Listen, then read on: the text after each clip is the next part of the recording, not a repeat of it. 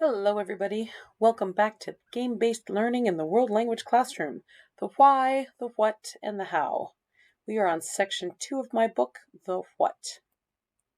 I'm Madame Sensei. I teach Spanish, French, and Japanese to high schoolers out here in the beautiful Pacific Northwest.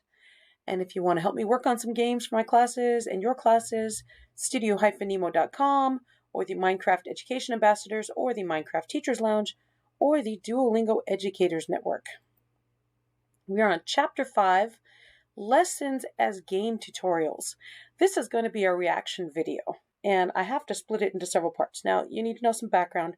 I have tried 2 times to get a kind of like a little book study going on this video, and people will watch the video and then they'll talk to me and they'll be like, yeah, that was a great video, and then they walk away from me. And I really want to analyze this video in depth. I'm so impressed with it. All right, so I'm going to break it down into 5 sections. So what I want you to do, first of all, is I've got this link in the description.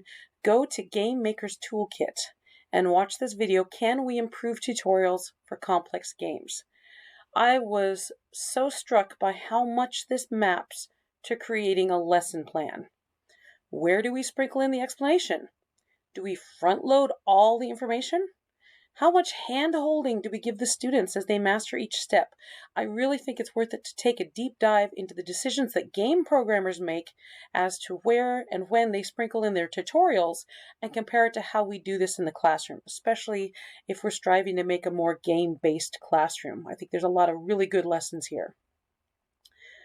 So Mark Brown quite insightfully states, part of the problem is that blindly following instructions just isn't a very effective way to learn. Yeah, that's extremely true, right? And any kid who's been bored in school knows this to be the case. So Mark Brown identifies these core truths for writing tutorials, and I want to look at each one in depth and compare them to what we do in the classroom.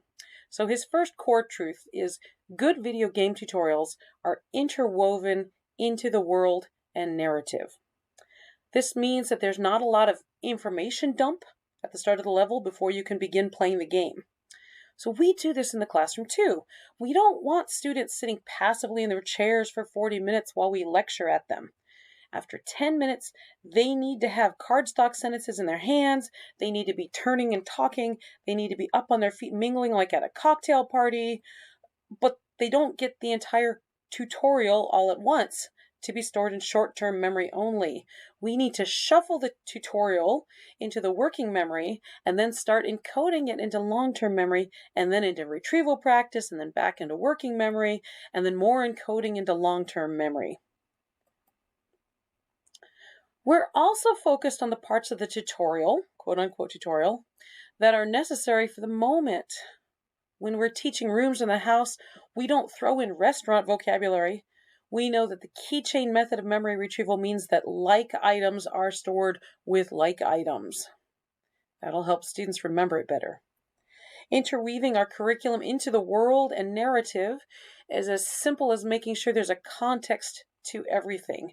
And I have another video series where I talk about my tweaking of the guided language acquisition techniques, that's GLAD, techniques for secondary classrooms, because this is made for elementary school classrooms, and it's made for elementary school classrooms where you have maybe 5 students who don't speak English or for whom English is not their first language.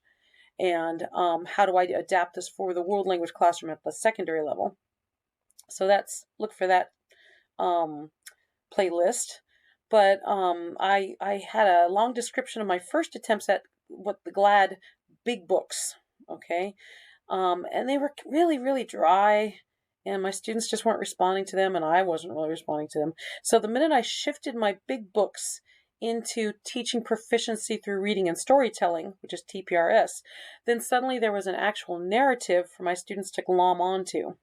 And this allowed them to access the grammar, the sentence structure, and basically the whole scenario that I was painting much better. I'll put that link in the description also. So in the following example, that I'm going to give you, the tutorial, quote unquote tutorial, is teaching my Spanish 1 students how the verb gustar works. Okay, now I'm one of 4 Spanish teachers in my district. I'm the only French teacher. I'm the only Japanese teacher. So I get to do whatever the heck I feel like. But since I'm one of 4 Spanish teachers, we all have to kind of work together. We all have to follow a textbook as our roadmap. Okay, the textbook we're using is Auténtico from Savvas, Savvas. And we all have to dive down equally to whatever we do following this roadmap. So students have previously, they've learned body parts at this point of the year. They've learned how to say, it hurts me, the body part. So they know that backward sentence construction. They know their colors. And that's because even though Auténtico doesn't do it, my colleagues and I decided, yeah, we need to introduce colors. Okay, so we made that conscious decision. So yes, you can stray from your textbook. The students have learned numbers. Students have learned school supplies. Students have learned dates and the days of the week and how to tell time. They've learned the weather. They've learned how to say, hello, how are you doing? And then some answers. So I went ahead and taught the verb estar. Even though technically I shouldn't have, they were already using the verb estar, at least for the to and the yo forms. So as like keychain method, I'm going to teach them all how to conjugate that whole verb. Now you'll notice there's a lot of disparate items here. Not one of these skills really goes with any of the others. This is all in that first front section that's called para empezar, and it's just basically an information dump of a lot of stuff that doesn't go together. So additionally, my students were begging to learn the words for musical instruments. I have a lot of band students, a lot of choir students, a lot of musicians. They really wanted to know the words for musical instruments. And, this is just class dynamics. And I always like to jump on things like this because then students are more invested when they make choices and is more relevant to them. So now with all that, I really needed to introduce gustar, which is to be pleasing, and it's a backwards construction from what we do in English, so it's a little tricky. So in order to weave them all together into a cohesive narrative, I created a short 15-line story where a person, the students are going to choose the person, they've already chosen the person, all my classes, I've done this many years. Each class chooses a person, and that person likes to play, and the students choose an instrument. The instrument is color that the students choose, and the person owns number that the students choose. So we can circle all this. They play the instrument with body part that the students choose. So it can get really silly, and the sillier the better.